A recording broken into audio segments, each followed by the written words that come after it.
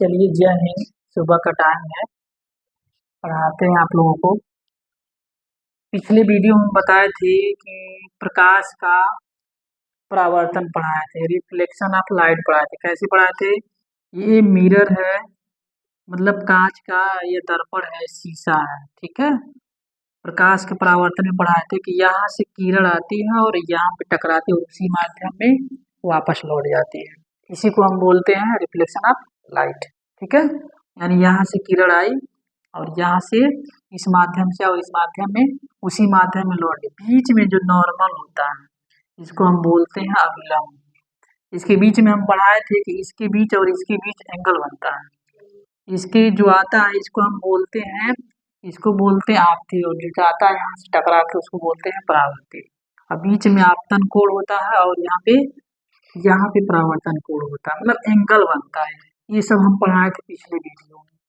अब इसमें हम पढ़ेंगे एक चीज और ध्यान। परावर्तन में हम क्या पढ़े? परावर्तन में हम ये चीज पढ़ाए आप लोगों को, दर्पण पढ़ाए हैं।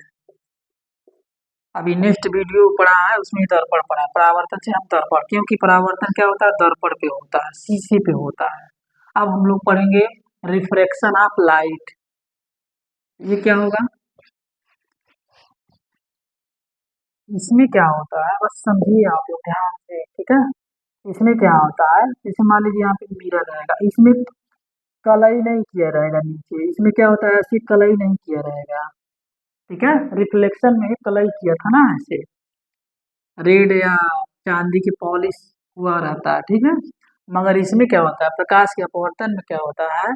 कलई नहीं होता है, कांच होता है, ठीक। और इसमें कलई नहीं होता, डायरेक्ट ऐसे आया किरण और इसी माध्यम में क्या हो गया? थोड़ा सा अपने मार्ग से विचलित हो जाता है, ऐसे तिरछा ऐसे होना चाहिए ना, तो ये ऐसे ना होकर के यही से ऐसे हो जाता है। समझ में आया? यानी ये अपने मार्ग से ऐसे विचलित हो जाता है और बीच में काल्पनिक रेखा अभिलंब होता है, ठीक। तो देखिए यहाँ पे क्या होता है, जैसे मान लीजिए यहाँ पे हो गया हमारा रेयर माध्यम, मतलब जिसको बोलते हैं विरल और इंग्लिश में रेयर, और इसको हम बोलते हैं डेंस, मतलब सघन। सघन माध्यम समझ लीजिए, मान लीजिए यहाँ पे हम सघन बना दे रहे हैं,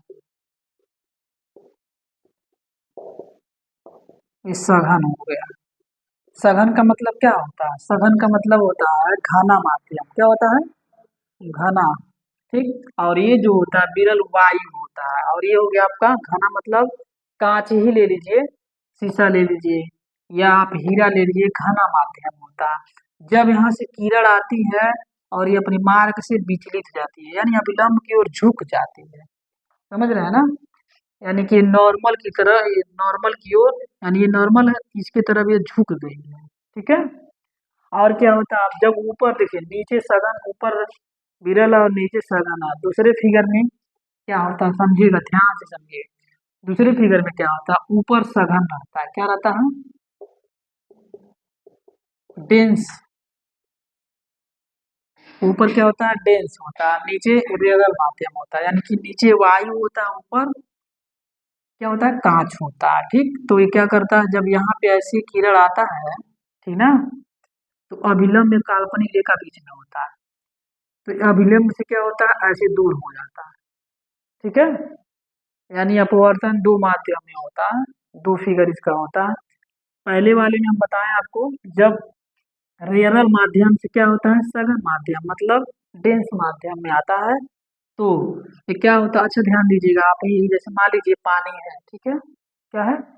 पानी है, एक टंकी है, टंकी में पानी भरा हुआ है, ढेर सारा पानी भरा हुआ है पूरा, ठीक ना। पानी भरा हुआ है, आप क्या किए? प्रकाश की किरण आप इस पे डाले, तो क्या करेगा? पानी में अंदर प्रकाश की लाइट घुस जाएगी ना, घुसेगी कि नहीं घुसेगी? घुस जाएगी। जब घुसेगा, तो जब घुसने के बाद वही जब किरण ये अंदर घुसेगा पानी में ना, ये किरण क्या करेगा?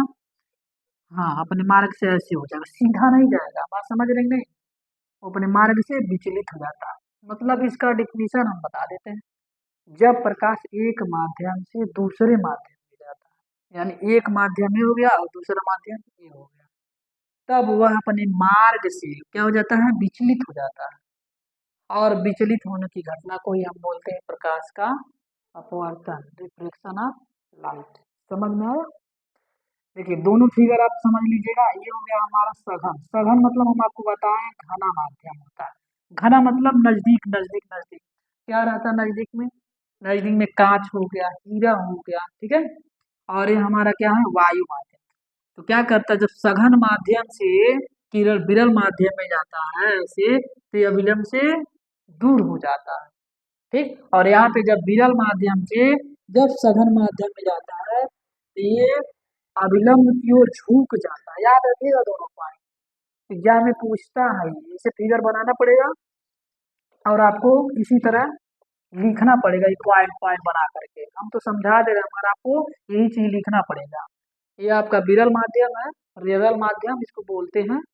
अब ये क्या करता है? वायु है, ऊपर सभी वायु है इसके ऊपर, ठीक है।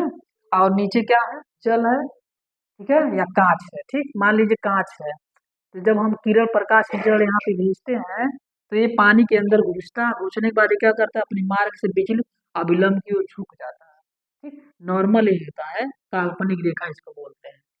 ये क्या करता है? इसकी तरफ ये झुक जाता है रेखा। समझ में आया? इसी तरह यहाँ भी होता है, सेम इसका अपोजिट।